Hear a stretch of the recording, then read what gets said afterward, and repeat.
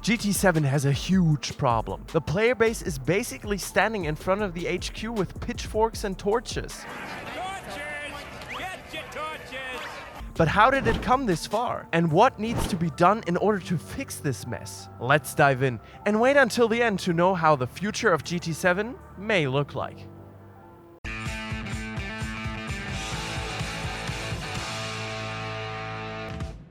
Gran Turismo 7 has been one of the most high-profile racing game releases of the past years. Some may argue that it had the biggest promotional campaign from any game of this genre. But when I recently took it to Reddit to ask people what their main problem with GT7 was, I was surprised to see so many people ready to completely give up on the game. After the release of GT7, my initial response was most likely a combination of overstimulation and the hope that the promise for continuous improvement by the developer was well-intentioned. Due to my trust in the process, I may have overlooked some aspects and chucked them up to baby hiccups. Well, now it's kind of tough to look past some of the severe problems this game has to battle, especially when the community is very open and vocal about it. If you want to be vocal about your ideas to us, be sure to hit us with a thumbs up, subscribe, and hit the bell so you don't miss out on any future Overtake content. But let's go in depth about the problems in GT7 now. One thing that is often mentioned in combination with the current state of play of Gran Turismo 7 is the rather awful economy. Every player of the game knows what I'm talking about here. You grind some races from the menu, maybe you open a roulette ticket, and in the end you're left with a nice stack of $150,000? Damn, just short. The payouts of events are not nearly enough to subsidize the horrendous car prices. While your races already feel very grindy and unlike that of previous titles, it just further adds to the frustration when you get a quid 50 for your efforts. You know when that was different? Oh yeah, at the start of the game. Some events actually had decent payouts for medium effort. And I am not saying that it's always right to have easy money in a game that is supposed to keep the player interested for the long run. But there are other ways to do it than just making it impossible to buy certain rides. Beside that, the races aren't what you would call a spectacular experience either. Whereas in previous titles you had stuff like standing starts, you now pretty much always have to drive a mission of catch the rabbit at all times. While Gran Turismo has never been known for its qualifying system, it is either way too easy or really tough to drive consistently well in GT7. A standing start from time to time would maybe work wonders. The whole idea of the current format is kind of bonkers as well. Having a 3-lap race where you need to gain 7 places under even conditions would nearly be impossible in real life. GT7 counteracts that by allowing the players to overtune their car for these races, which ends up costing money, of course. Money which could very well be used, I don't know, on other vehicles? You see, the game is a gigantic loop of spending money you would like to spend otherwise. And then single-player races which virtually pay nothing. No wonder people aren't happy with that whatsoever. But why all that? And why aren't there measures to counteract that?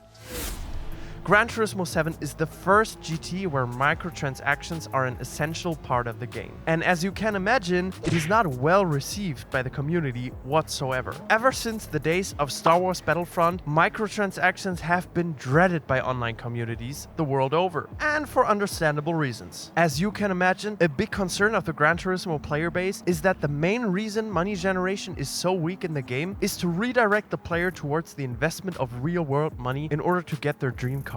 It may not be as dramatic if you want to acquire a Group 3 or Group 4 vehicle, as their prices are rather low. But any car over $1 million is a handful of work to get, and even the slightly more cost-efficient group cars can add up. Oh, you didn't like the handling of the Bugatti Group 4? Tough luck, buddy! Try grinding out another car for 2 hours. Unless you, of course, open your wallet to put some bucks into your account. It's never easy to exactly pinpoint the reason for costs of in-game items, I think. But it's pretty obvious what is going on here. Although one has to say that GT7 did revert some of the changes that happened in the early days, and thus upped the money generation, it's still not back to where it was. Also, I feel like it is the combination which creates a lot of the frustration. The races in the campaign or the championships are just not fun or nothing you look forward to solving. And once you're done with a slew of chase races, you much less want to go back and do them again, just so you're not poor anymore. Up until now, we have solely talked about the single player. And there are a lot of problems for the multiplayer as well. If you want us to cover that in a separate video, let us know in the comments below.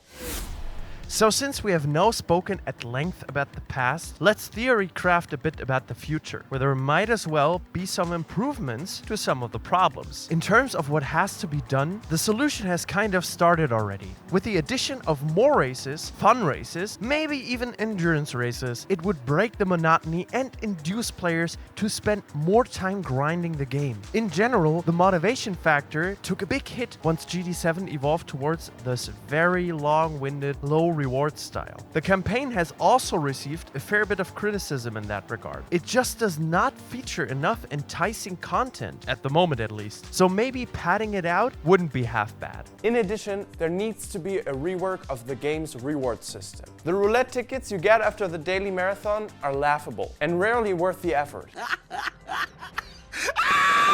Something cool would be the opportunity for you to sell your cars. You know, like the feature in previous GT titles. Even though this has been announced as something for the future of GT7, it would be advisable to have it sooner rather than later. And above everything, there needs to be a push for less obnoxious microtransactions. In my questionnaire on Reddit, almost everybody said they felt like the game was rushed out in order to fit the 25th anniversary theme, and seems to be an obvious cash grab. No matter if you agree or not, there are certainly parts of Gran Turismo 7 that could be looked at from a marketing standpoint. For example, the reoccurring phenomenon of announcing changes that don't appear for several patch cycles. This needs to change in order for GT7 to get where it was built to be. There is a constant update schedule, but in these patch notes, there needs to be a roadmap, so people are not just continuously angered and confused as to when features are introduced.